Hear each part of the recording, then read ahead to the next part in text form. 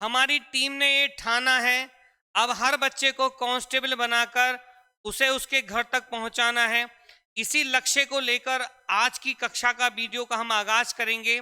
और जो हिंदी की सुनामी चल रही थी, हम वर्णमाला पे यहाँ पर हम चर्चा कर चुके हैं। वर्णमाला के जो अगले वाले अंग है, उन अंगों को हम विस्तृत रूप देने के लिए यहाँ पर उपस्थित हैं।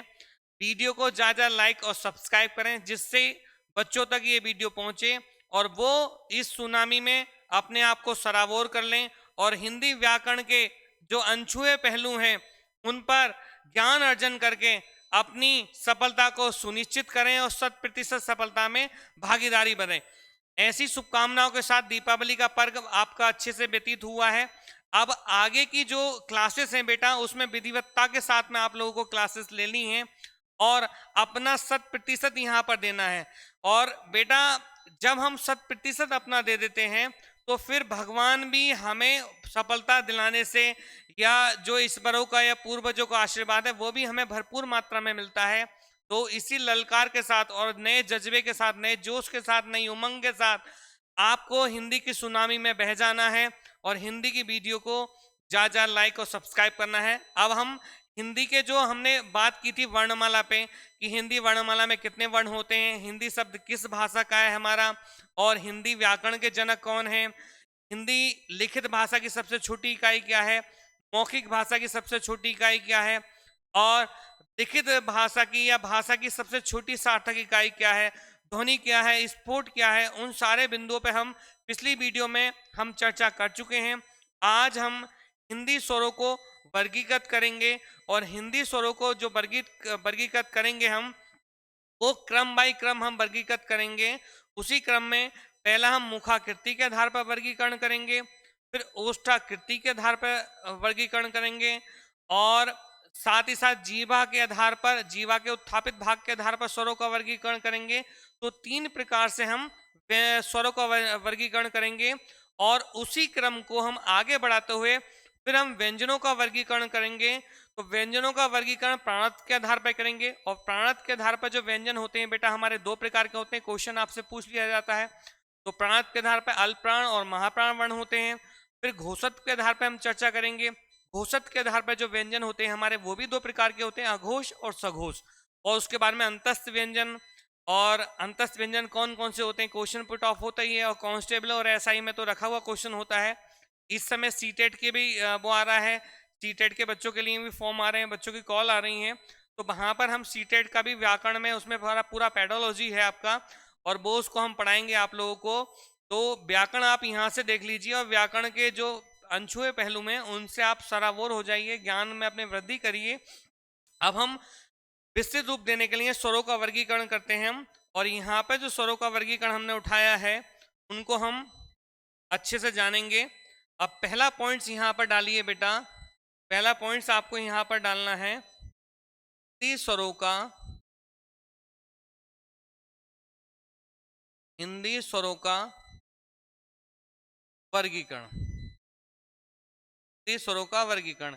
ये एक पॉइंट है बेटा हमारा स्वरों का वर्गीकरण में, और इसमें ही हम सब पॉइंट्स बनाएंगे अब और उसको भागों में तोड़ेंगे। तो जो पहला जो भाग है हमारा, जो इसका पहला भाग है वो क्या है हमारा, पहला भाग है हमारा जीवा के उत्थापित भाग के आधार पर।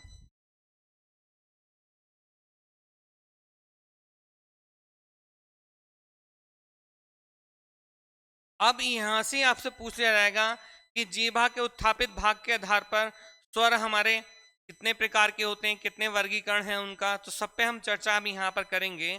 तो जीवा मतलब होता है बेटा जीव, ठीक है, तत्सम वर्ड से जीवा तत्सम है, तद्भव क्या होगा, इसका जीव हो जाएगा। तो जीवा के उत्थापित भाग के आधार पर हम स्वरों का वर्गीकरण करेंगे हम यहाँ पर। तो इसमें भी सब पॉइंट्स बनते हैं हमारे, और सब पॉइंट्स में पहला जो है हमारा वो है अग्रस्वर, दूसरा है केंद्रीय या मध्य स्वर,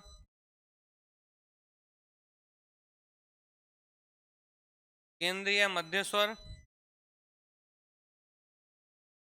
और तीसरा है बेटा पश्च स्वर। क्या है बेटा हमारा?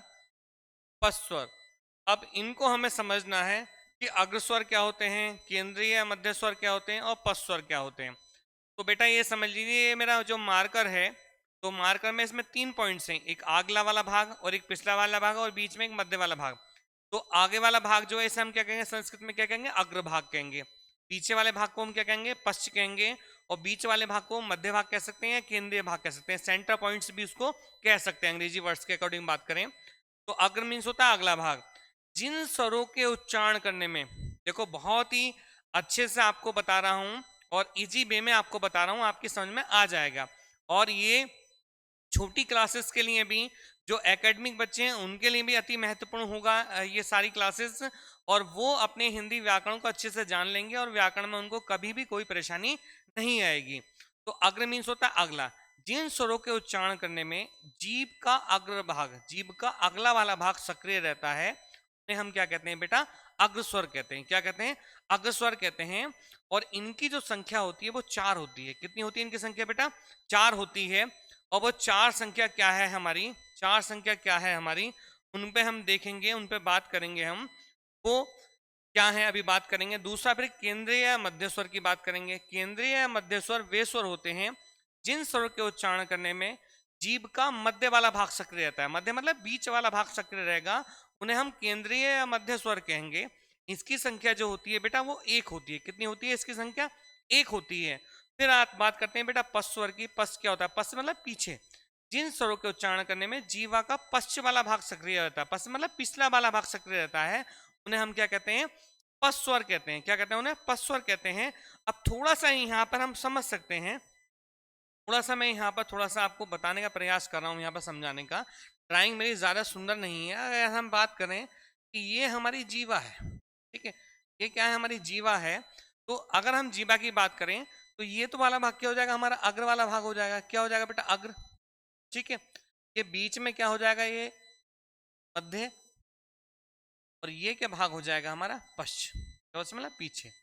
अब ऐसे भी समझ सकते हैं कि जिन स्वरों के उच्चारण करने में जीवा का अग्र वाला भाग सक्रिय रहेगा उन्हें हम क्या कहेंगे? अग्रस्वर कहेंगे। तो इनकी जो संख्या होती है बेटा वो 4 होती है। ये 4 होते हैं हमारे। केंद्रीय मध्य स्वरों की संख्या कितनी होती है? 1 होती है। ठीक है। और पश्च स्वर की संख्या कितनी होती है? पश्च स्वर की संख्या कितनी होती है बेटा? 5 होती है। अब यहाँ पर एक चीज आ रही है, देखो ये 4 और एक 5, 5 और 5 कितने हो गए? 10। जबकि स्वरों की संख्या कितनी थी हमारी? स्वरों की संख्या कितनी थी हमारी? स्वरों की संख्या जो थी हमारी वो कितनी थी? 11 थी। स्वरों की संख्या कितनी थी? वो हमारी 11 थी। अब वहां पर अगर हम देखें तो एक स्वर यहाँ पर नहीं होगा, उस पर हम बात करेंगे कि वो स्वर हमारा कौन सा नहीं होगा, उसको ही बताऊंगा मैं अभी। अब यहाँ पर अग्र स्वर की हम बात करें तो अग्र स्वर जो है इनकी संख्या 4 है हमारी। और कौन कौन से हैं अब देखो, इनको देखते हैं बेटा, ये कौन कौन से हैं। तो आपको ध्यान रखना है, छोटी, बड़ी, ए और ए। ये बेटा हमारे छोटी, बड़ी, ए और ए, ये क्या कहलाएंगे? हमारे अग्रस्वर कहेंगे। इनकी संख्या कितनी है हमारी? 4 है। देखो आप उच्चारण करो ई ए, तो जीवा का अग्र वाला भाग सक्रिय हो रहा है, इनको हम क्या कहेंगे? अग्रस्वर कहेंगे। ऐसे ही क्या है? केंद्रीय मध्य स्वर। केंद्रीय मध्य स्वर मतलब जिनका उच्चारण करने में जीव का मध्य वाला भाग सक्रिय रहे। कोई कठिन नहीं है, आप आराम से समझ सकते हैं। तो इसकी जो संख्या 1 है और वो क्या है बेटा? छोटा अ है हमारा। क्या है? अ है हमारा।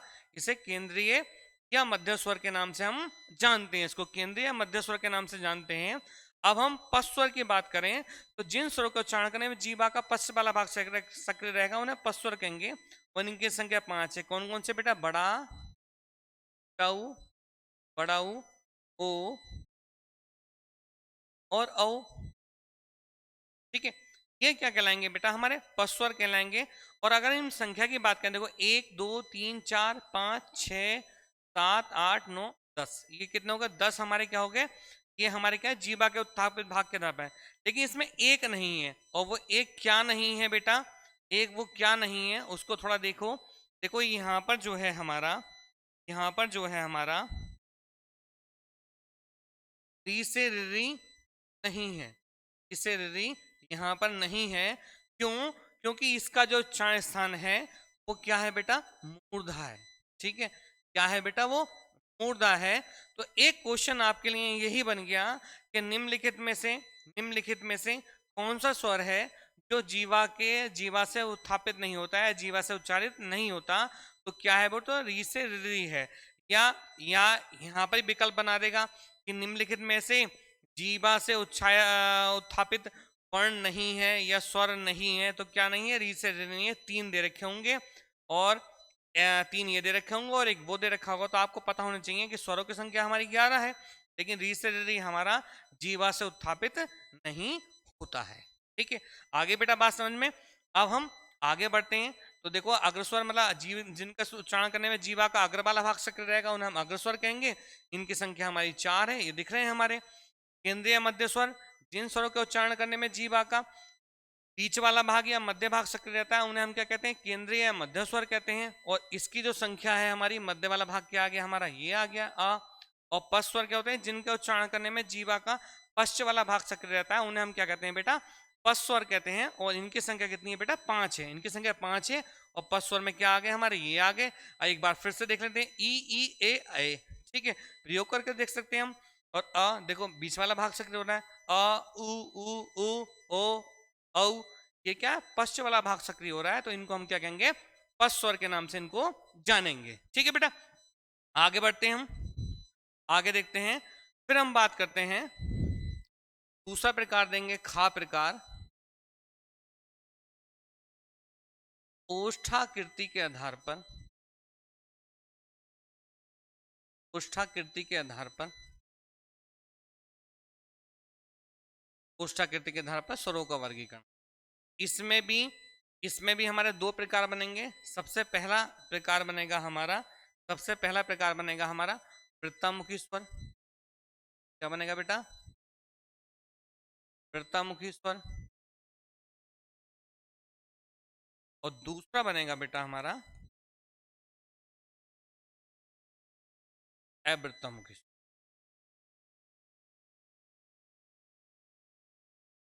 ठीक है, अब वृत्तामुखी क्या होता है और अवृत्तामुखी क्या होता है, मैंने आपको बताया आ और सा का बताया था प्रयोग। अब जैसे मैं यहां पे बात करूं, जैसे मैं यहां बात करूंगा आपकी,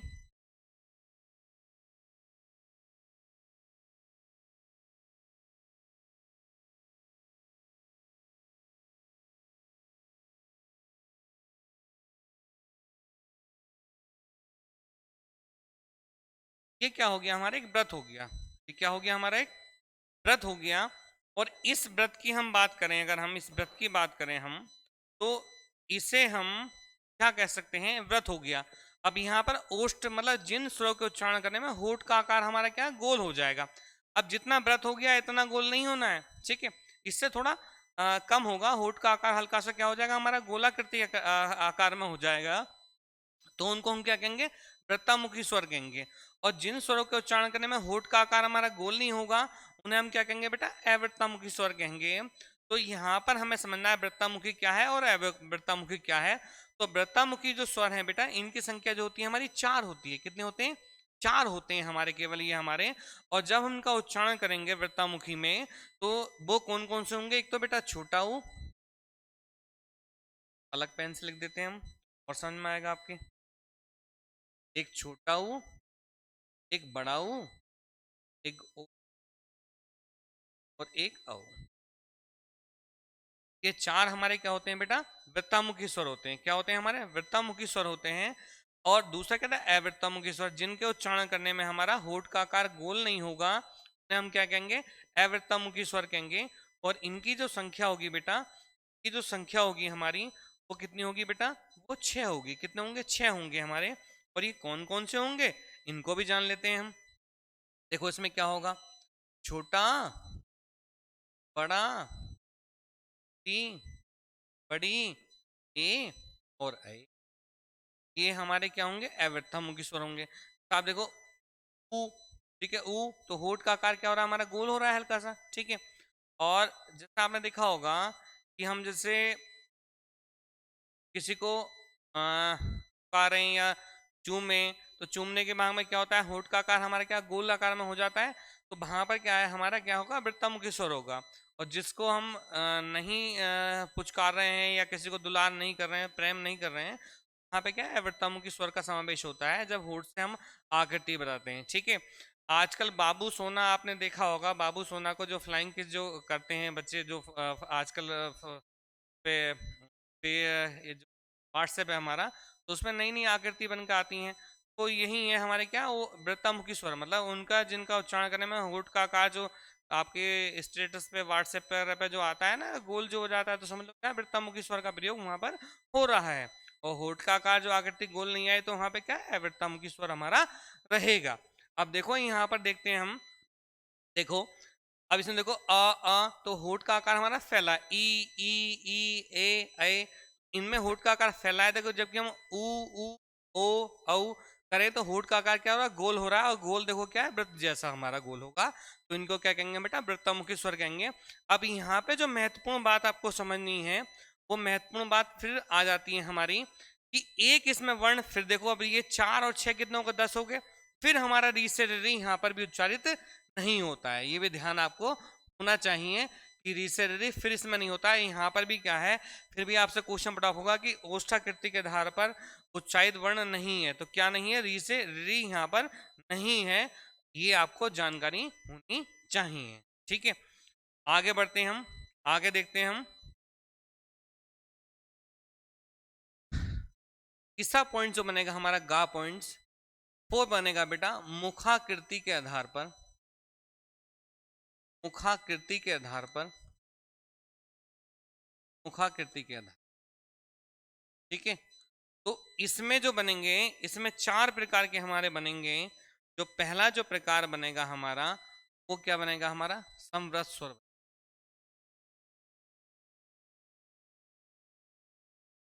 तो क्या बनेगा बेटा, अर्ध समव्रत स्वर बनेगा। तीसरा बनेगा बेटा हमारा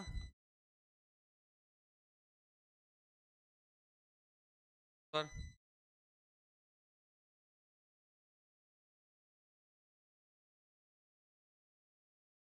स्वर। चौथा बनेगा अर्धविव।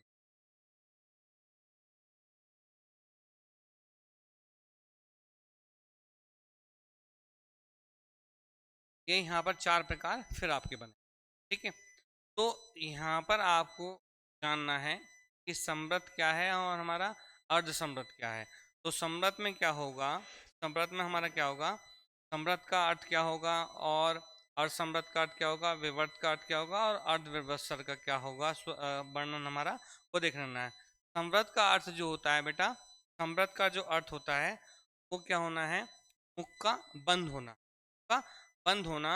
और बंद भी किस टाइप से, जिन स्वरों के उच्चारण करने में ऊपर और नीचे के दांत अत्यंत पास आ जाते हैं, क्या आ जाते हैं बेटा, अत्यंत पास आ जाते हैं, तो उन्हें हम क्या कहते हैं, समव्रत स्वर कहते हैं। क्या कहते हैं उन्हें हम, समव्रत स्वर कहते हैं। और इनकी जो संख्या है, हमारी समव्रत स्वरों की जो संख्या है वो 4 है। कितनी है बेटा, 4 है हमारी। ठीक है, इसे हम ऐसे भी समझ सकते हैं कि मुख बंद होना, बंद होना। अब परमानेंट बंद नहीं होना, ठीक है, परमानेंट बंद नहीं होना, बस ये ध्यान रखना है कि ऊपर और नीचे के दांत बिल्कुल पास पास आ जाएंगे और हमारा जबड़ा जो है भिच जाएगा, जबड़ा जो हमारा क्या होगा, बंद हो जाएगा। और इनकी संख्या कितनी है बेटा, हमारी 4 है। और ये कौन कौन से हैं हमारे, कौन कौन से हैं, कौन कौन से हैं, छोटी बड़ी, छोटी बड़ी, छोटा ऊ और बड़ा ऊ, छोटा ऊ बड़ा ऊ, इनकी संख्या कितनी है हमारी, 4 है। दूसरा अर्ध समव्रत स्वर, इसमें क्या होगा, अर्ध समव्रत स्वर में क्या होगा हमारा, कि ऊपर और नीचे के दांत थोड़ा दूर होंगे। समव्रत में तो बिल्कुल करीब आ जाएंगे, इसमें क्या होंगे, थोड़े से दूर होंगे हमारे, में बिल्कुल पास आ जाएंगे। देख लेते हैं हम, देखो ई दांत बिल्कुल पास में, इसमें थोड़ा सा जो है गैप रहेगा आपके बीच में, उसमें बिल्कुल भिज जाएगा। इसमें क्या होगा, बिल्कुल थोड़ा सा खुला रहेगा। तो अर्ध समृत में क्या होगा, इनकी जो संख्या है बेटा हमारी केवल 2 है। वो क्या क्या है बेटा, ए और ओ, ए और ओ इसमें आते हैं हमारे। और विवर्त का अर्थ होता है, क्या होता है बेटा, खुला हुआ, क्या होता है, खुला हुआ। की संख्या 2 है। और इसकी जो संख्या है बेटा, इसकी जो संख्या है वो कितनी वन है, और वो क्या है, एक ही वर्ण है हमारा। ये पूछा आता है क्वेश्चन में, इंपॉर्टेंट क्वेश्चन है हमारा कि निम्नलिखित में विभक्त स्वर है, तो ध्यान रखना कि क्या है, वो केवल एक ही है बेटा हमारा, बड़ा है। क्या है हमारा, बड़ा है। फिर आता है हमारा अर्धविभक्त स्वर। इसमें जो संख्या होती है हमारी वो 3 होती है हमारी, एक तो छोटा और अय और औ, ठीक है, ये रहते हैं हमारे। तो देखो यहाँ पर देखते हैं 4 और 2 6, और 6 और 4 फिर 10। फिर भी इसमें भी देखो यहाँ से री से री हमारा यहाँ पर भी उच्चारित नहीं हो रहा है, री से री हमारा यहाँ पे भी उच्चारित नहीं हो रहा है। तो यहाँ पर संबद्ध, अर्धसंबद्ध, विभक्त और अर्धविभक्त स्वर यहाँ पर आ गए। अब इसको समझ भी सकते हो आप। देखो इससे तो मान लो विभक्त को तो मान लो पूरा रुपया, कितना मान लो, इसको पूरा रुपया मान लो, और इसको कितना मान लो, 75 पैसे, इसको 50 पैसे, और इसको 25 पैसे। आप ऐसे भी समझ सकते हो। तो यहाँ पर मुख जो है ज़्यादा खुलेगा, इससे कम इसमें खुलेगा, इससे कम इसमें खुलेगा, और इसमें बिल्कुल ही ना के बराबर रहेगा।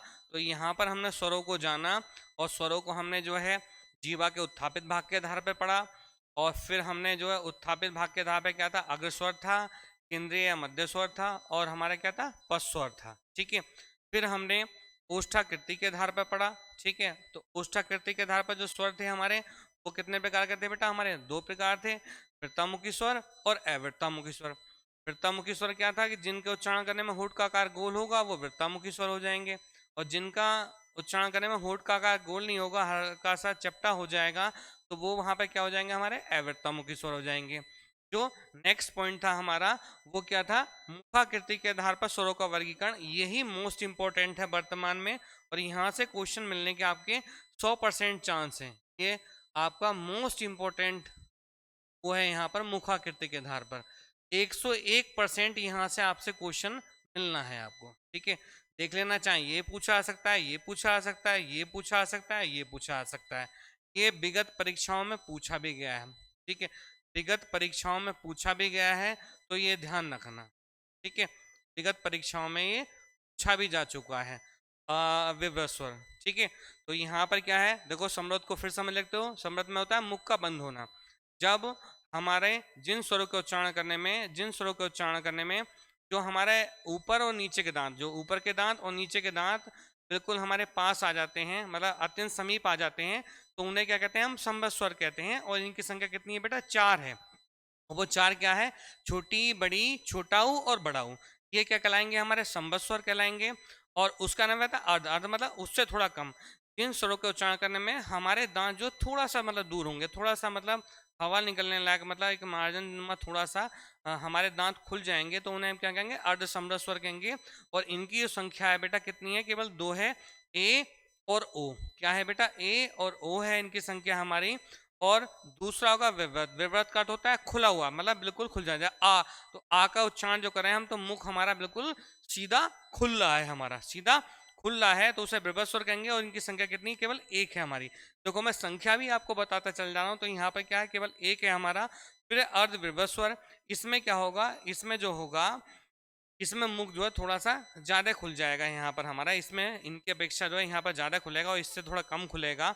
इनकी संख्या कितनी है बेटा, 3 है हमारी। इसमें छोटा अ आता है, अय आता है और औ आता है। ठीक है, तो इस प्रकार से हमने स्वरों के 3 वर्गीकरण जाने, जहाँ से यहाँ से क्वेश्चन पुट ऑफ होता ही होता है। यह परीक्षा की दृष्टि से अति महत्वपूर्ण है। अब हम अगली जो वीडियो होगी उसमें हम जो है व्यंजनों पर चर्चा करेंगे। और वीडियो को ज़्यादा लाइक और सब्सक्राइब करें। और जो हमारा उद्देश्य है, जो सुनामी, हिंदी की जो सुनामी आएगी, वो बिल्कुल बेटा ऐसी आएगी। एक एक चीज़ को हम बारीकी से बताएंगे, क्या महत्वपूर्ण होगा। पुराना अनुभव है, पिछले 15 वर्षों का अनुभव है पढ़ाने का, शिक्षण का, कितने परीक्षाओं में कितने क्वेश्चन आते हैं, कहाँ से कितने क्वेश्चन आते हैं, किस टॉपिक के अकॉर्डिंग, उससे आप बिल्कुल अछूते नहीं रहेंगे। और आपको बिल्कुल गैसिंग, ऊपर वाले का इतना आशीर्वाद है कि आपको गैसिंग में आपको 100% आपको मिलेगा। और पैट के एग्जाम में भी आपको अच्छा खासा भरपूर मात्रा मिला है। इतनी वीडियो वहाँ पर लोगों ने इतना मतलब गठरी पढ़ा रखा था, जिनका कोई औचित्य वहाँ पर नहीं था। और हमारे चैनल्स पे आप देख सकते हैं, आकलन कर सकते हैं कि हमने बहुत शॉर्ट्स वीडियो आपको बनाई हैं, और उसमें से ही पेपर आपको फंसा हुआ मिला है। तो हमें पता है कि पेपर्स किस टाइप से आता है, क्योंकि पिछले 15 वर्षों का 16वां साल हो रहा है मेरे को इसमें पढ़ाते हुए, तो उनका अनुभव मेरे को है। तो वहाँ पर आपको 100% आपको मिलेगा। और जो हमारा उद्देश्य है, मैं फिर दोहराना चाह रहा हूँ कि हमारी टीम ने, और हमारी टीम क्या है, टीएसए परिवार की जो टीम है, उसने ये ठाना है कि हर बच्चे को कांस्टेबल बनाकर उसके घर तक पहुंचाना है, उसके माता पिता के सपनों को साकार करवाना है। और वीडियो को ज़्यादा लाइक और सब्सक्राइब करें और हमें अपना प्यार देते रहिए। धन्यवाद।